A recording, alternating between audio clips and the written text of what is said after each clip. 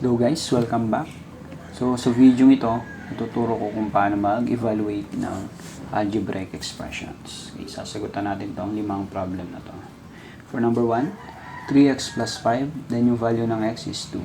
So yung pag-evaluate ng expression is simply, substitute lang natin yung value ng x dito sa equation. Ganun lang. So yung 3 times x is magiging 3 times 2. Okay, pinalitan natin yung x ng 2. Then, plus 5. Simplify. 3 times 2 is 6. Plus 5. 6 plus 5 is 11. So, ganun lang. Kasimple yun. Okay, so, answer is 11. For number 2, meron naman tayong 5xy plus x minus 4. Then, yung value ng x is negative 3. Value ng y is 5. Substitute again. So, yung x natin is negative 3. Yung y is 5. Then, yung x is negative 3 minus 4. Then, simplify. 5 times negative 3 is negative 15. Negative 15 times 5 is negative 75. Then, minus 3, minus 4. Then, same silang negative lahat. So, i-add lang natin to 82. Then, copy lang natin yung negative sign. So, ito na yung final answer.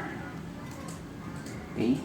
For number 3, 6ab minus c over abc. So, ganun lang din. Substitute lang natin.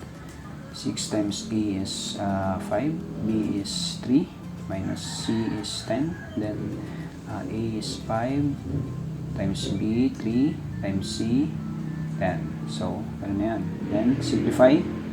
6 times 5 is 30, 30 times 3 is 90, then copy lang natin minus 10. 5 times 3 is 15, times 10 is 150. And simplify. 90 minus 10 is 80. Divided by 150 is equivalent to cancel natin yung 10, 8 over 15. So yun na yung final answer. Okay, for number 4 naman, 3 times the quantity xy plus 6. Okay, ganun lang din. Substitute lang natin yung value. X is negative 6, y is negative 1, then plus 6.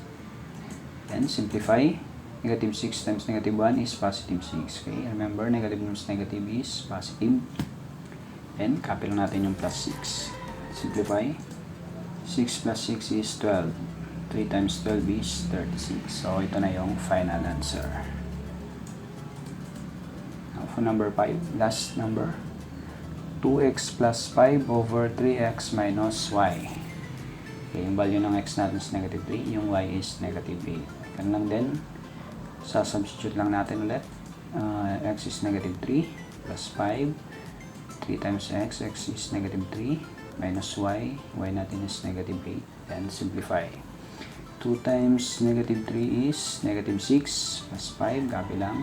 3 times negative 3 is negative 9. Then minus negative 8. So magiging positive siya kasi minus negative. Okay? Plus 8 then. Negative 6 plus 5 is negative 1. Negative 9 plus 8 is negative 1 ulit. Then, cancel natin yung negative. Magiging 1 na lang. So, yun lang yun.